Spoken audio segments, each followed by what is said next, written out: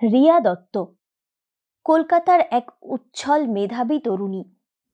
পেশায় সে একজন freelance travel blogger.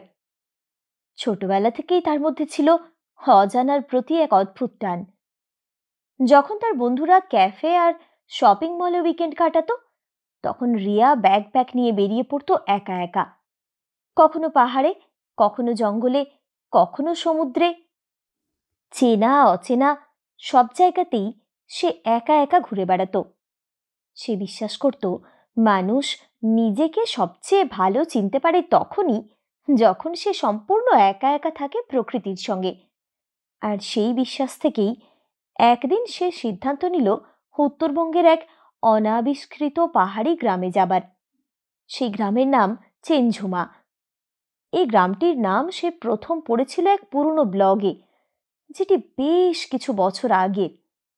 ব্লগটি ছিল ভৌতিক অভিজ্ঞতা নিয়ে, কিন্তু লেখার ধরনে একটা সত্যি ঘটনার আভাস ছিল যেন। রিয়া ঠিক করলো গিয়ে দেখে আসবে। যাই হোক, অনেক রহস্য তো কেবল মানুষেরই মন গড়া। যেমন ভাবা তেমনই কাজ। একদিন রিয়া ট্রেনে নিউ জলপাইগুড়ি পর্যন্ত গিয়ে সেখান থেকে একটা শেয়ার গাড়ি করে পৌঁছলো চেনঝুমা গ্রামের পাদদেশ পর্যন্ত। তারপর 2 ঘন্টা পায়ে হেঁটে উঠতে হলো পাহাড়ি পথ ধরে।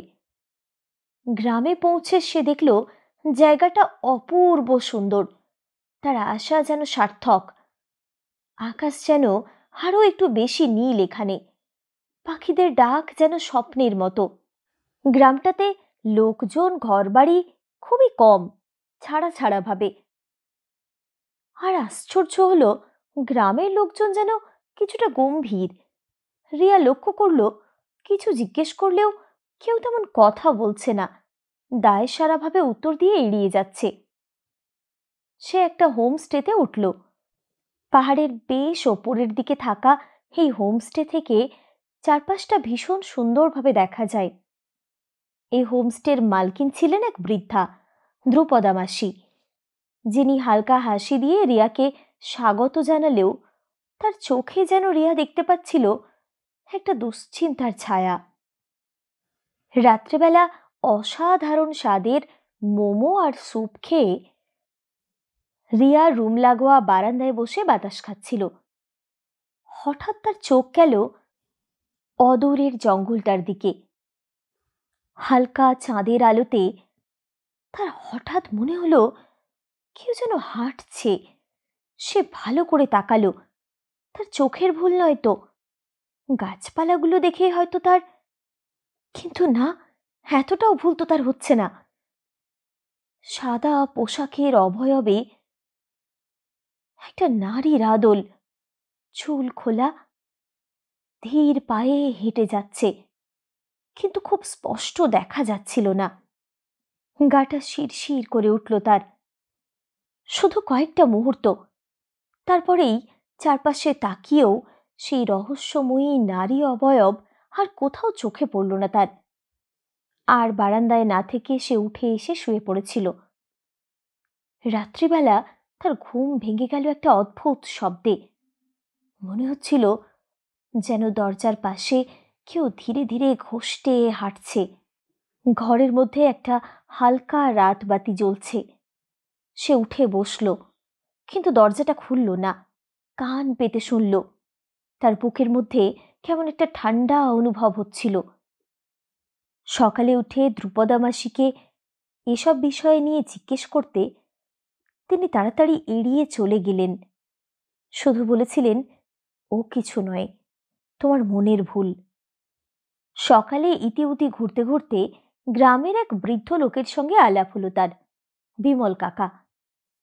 এ কথা সে কথার পর তাকেও সে জিজ্ঞেস করার চেষ্টা করল এই গ্রামে অস্বাভাবিক কিছু কখনো ঘটেছে কিনা।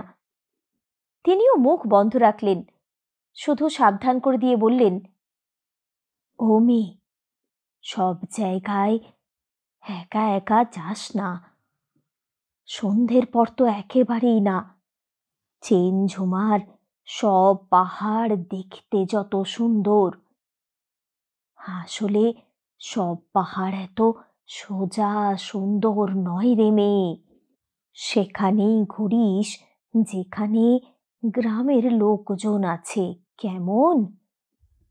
সেদিনটা এদিক ওদিক ঘুরে নির্বিঘ্নেই কেটে গেল তার। রাত্রেও অপূর্ব স্বাদের খাবার দাবার খেয়ে ঘুমিয়ে পড়ল সে। অস্বাভাবিক কিছুই চোখে পড়ল না। মনের ভুল মনে করে আগের দিনের ঘটনাটা রিয়া উড়িয়েই দিল। পরের দিন সকালবেলা সে আবার বেরিয়ে পড়ল একা।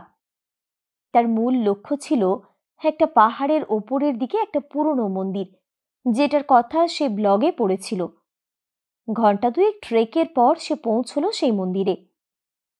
মন্দিরটি জরাজীর্ণ, এদিক দিয়ে ওদিক দিয়ে অনেক অংশ ভেঙে পড়েছে, চারপাশে গাছপালা।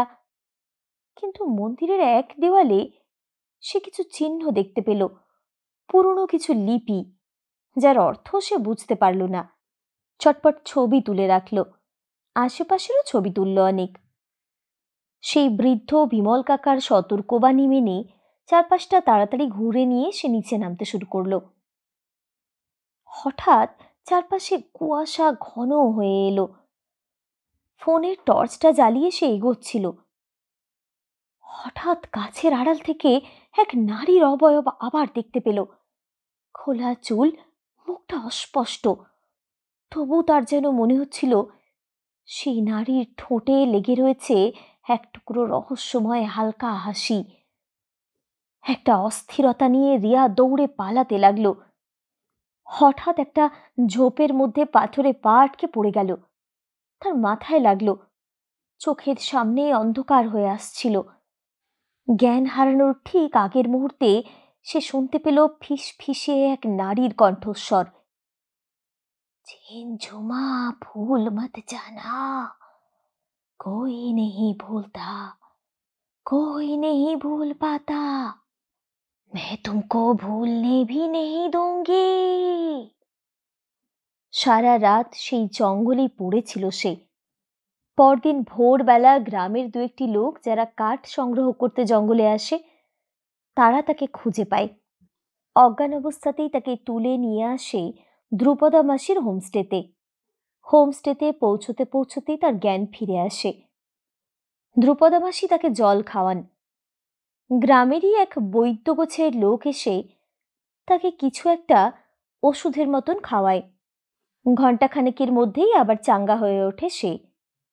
গরম গরম থুকপা খাওয়ার পর সবার প্রশ্নের উত্তরে সে বলে, আমি শুধু কুয়াশার মধ্যে হারিয়ে গেছিলাম, তারপর পাথরে হোঁচট খেয়ে পড়ে যাই, আর কিছু মনে নেই।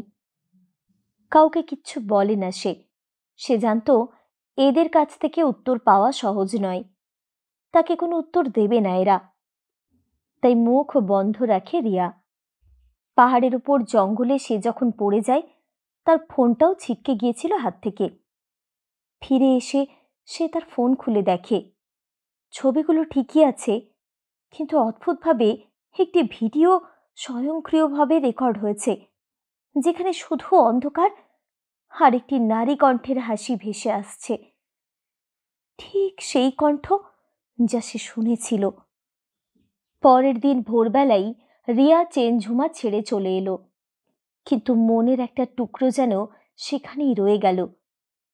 এরপর আরও অনেক জায়গায় ঘুরেছে সে, পাহাড়ে, মরুভূমিতে।